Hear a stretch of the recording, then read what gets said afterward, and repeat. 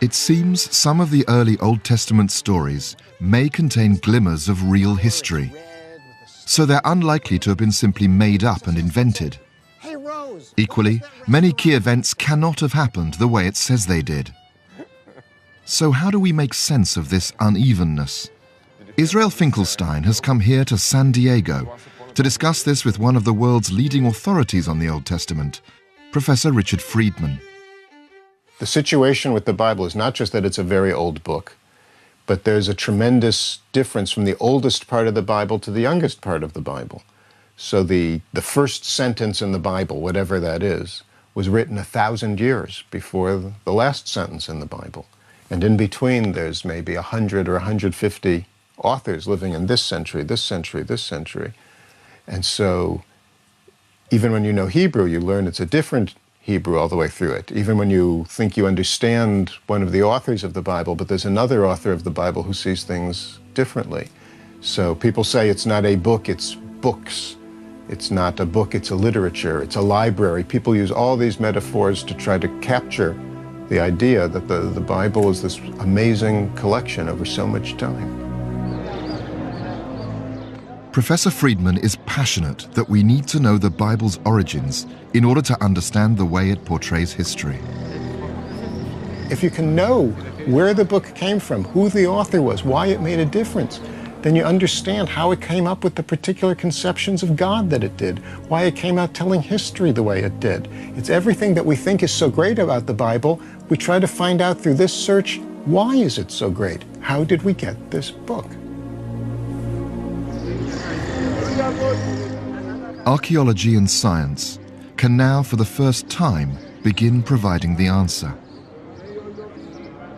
It's a largely new and unfamiliar story, markedly at odds with the Bible's own account. But why should we want to unravel the story of the Israelites and their Bible? Because they invented the idea of a single God. Because they invented written history. Because they invented the idea of the individual with rights and responsibilities that lies at the heart of Western civilization. Judaism, Christianity, Islam, we all owe an immeasurable debt to that impossibly distant group of people. So who were they actually? How did the Bible come to be written? And how did they bequeath us this extraordinary legacy?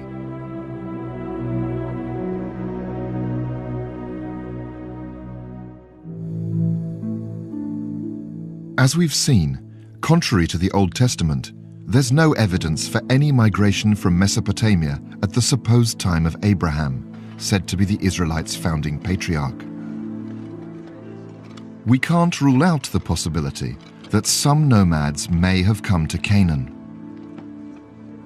But modern archaeology suggests that rather than being outsiders, the people who later became the Israelites were simply part of the pre-existing Bronze Age population of Canaan. The people of the beginning of the second millennium BC, Middle Bronze Age, and also the people of the intermediate Bronze Age in the third millennium, late third millennium BC are all from a local stock. So there was no migration from the north that you can relate Abraham to. In effect, the Israelites appear to have simply emerged out of the local population. When is difficult to say precisely. What we do know is that throughout the Bronze Age, that is up until about the 13th to 12th century BC, the land of Canaan consisted of a number of Canaanite city-states. Though Egypt ruled the whole territory, the city-states enjoyed considerable self-government. City-state is a term that we use for the political organization of this country during the Canaanite period. The country was divided into about 30 city-states. This is quite a small country. Each state had a territory of about approximately 1,000 square kilometers. And each city-state capital had a local kind of king, a petty king we may call it, small king. He had a palace, he had his courtiers around him, and some noblemen and so on. There was some hierarchy in the city, the craftsmen, the priests, and the common people.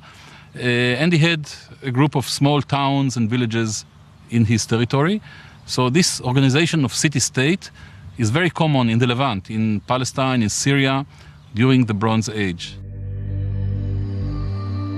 The Egyptian control of Canaan lasted about 300 years. But the attack of the Sea People from the late 13th century BC, which led to the collapse of Egyptian rule and the slow destruction of the Canaanite city-states, unleashed tremendous regional instability.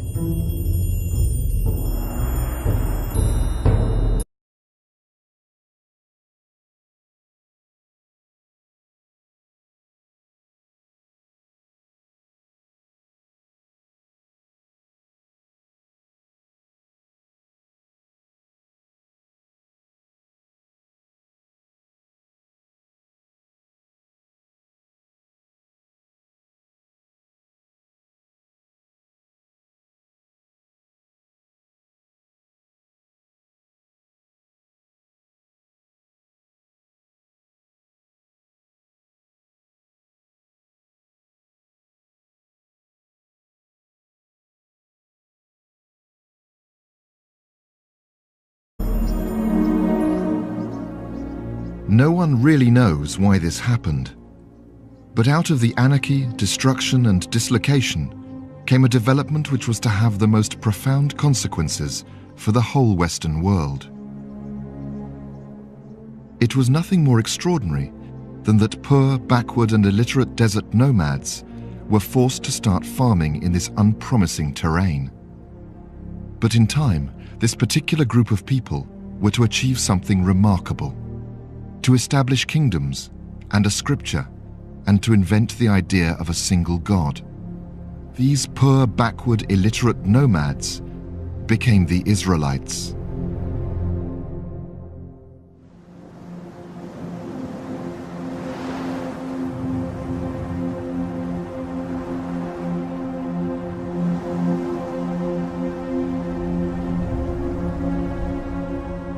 Desert life has changed little over thousands of years. In ancient Canaan, as in modern Jordan, nomads survived by trading and buying grain from small village farmers at the edges of the desert. The pastoral nomads had herds and could sell the products of the herds to the farmers. However, they needed surplus of grain for the farmers. So as long as the farmers in the villages could produce enough surplus of grain to give to the pastoral nomads in exchange for the products of the herds, everything went on very well. Remember that in the last phase of the late Bronze Age, we are entering a major crisis in the entire Eastern Mediterranean. Canaan, the neighboring countries, empires collapse, the Egyptian administration is gone from Canaan, city-states are put in fire, villagers are running away because of the Sea People, because of other reasons. There is a complete turmoil throughout the land.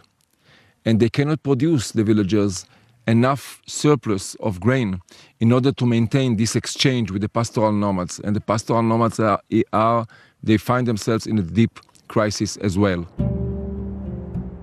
It was this economic catastrophe which probably drove desert nomads at the end of the Bronze Age to start primitive settlements in nearby hills on the west bank of the River Jordan.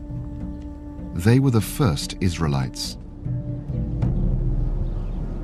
We discovered here in this country since the beginning of the 70s or after the 6 Days War, hundreds of sites throughout the central hill country of Israel. We have these settlements, these villages, built right on bedrock in areas which were not settled at all by the Canaanites in the second millennium BC, in the late Bronze Age at least. They are very simple villages. They are not fortified usually, except maybe a fence that surround the village. We find animal pens, for example. At Gilo we found large animal pens which are used by these people. So I think that here we have an emergence of something new, which can be related to the emergence of those Israelites. From the extensive archaeological surveys of the last 30 years, Professor Finkelstein and his colleagues can now draw a detailed map of the earliest Israelite settlement patterns. Okay. And this map gives you, in a graphic way, the final results of all the surveys of many years in the highlands from south to north. That is to say, you can see that there are areas like here in the south that have less sites. The number of sites to the south of Jerusalem is very limited. And for instance, in the north, around Shechem and farther to the north, where you have bigger valleys, you have more sites. I can tell you from my knowledge of the landscape of the highlands that over there, the only possibility and the only reason to enter these parts of the highlands is in order to grow olives and produce olive oil. Olive oil. It seems an unlikely agent of radical change. But soon the early Israelites were producing a surplus, and a surplus meant trade. This is a courtyard of a normal dwelling of that period. In the courtyard, all kinds of activities took place, among them olive oil production. What we have here is an olive oil press. The crushed olives are put into the baskets. Once the baskets are full of the crushed olives, the boom stands something like this, and then the pressure applied to it by these weights, which by the way are the original weights, pushes the boom down slowly, gradually. It's not happening in minutes, it takes hours, and the olive oil runs out of the baskets into this little drainage pipe here into the juglets. Such an olive oil press is definitely much too big for one family that lived here. This is a production, let's say a major production for export or for to be sold somewhere in the country or even beyond. The well-watered valleys of the northern highlands ran down to the coast, and so geography encouraged trade and prosperity. In due course, a more complex society arose. The population grows. There's hierarchy between the settlements. There's intensification of the agricultural activity. There is industrialization of the agricultural output. There is specialization in grain growing and olive oil production. All this shows that we are on the way to statehood. There's this development which leads to statehood, and all this happens in the north.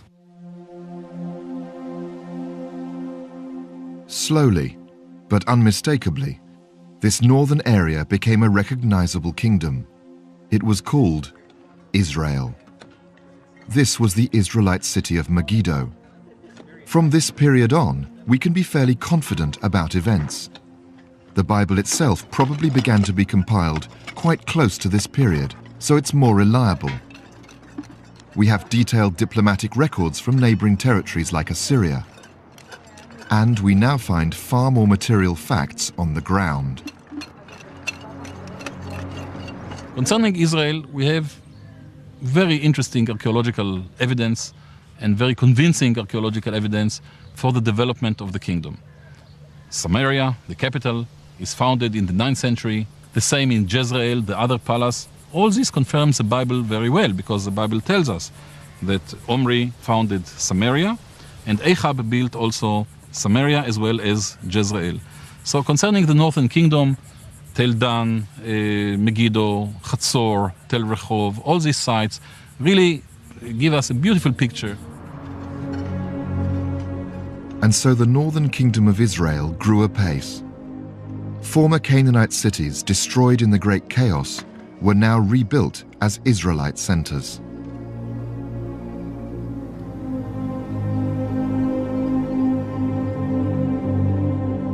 But in the southern highlands, it was a different story. This area was known as Judah, and it was here that Jerusalem was located. But one can see, even today, that this terrain was much less promising than in the northern kingdom of Israel. As you can see all around, it's a highland area. It's the highest in the central highland of Israel. It's the most remote area. It's the poorest area. Not too much rain, not too much good field for agriculture. There are, but less than in the north. In the 10th century, the south is still very sparsely settled by just a few small villages. And Jerusalem itself is only a God-forsaken, small and remote village. There's almost nothing there. But despite their differences, the people of both Israel and Judah were one and the same. In the north, the much richer area with a richer environment, with cities, with trade routes, it naturally became a powerful kingdom. That's the kingdom of Israel. In the south, centered around Jerusalem, was a kingdom based on the same principles, but because of its environment, because of its low population, it was much economically weaker. It was more isolated. And yet the two kingdoms had a relationship. They sprang from the same origins, from the same historical period.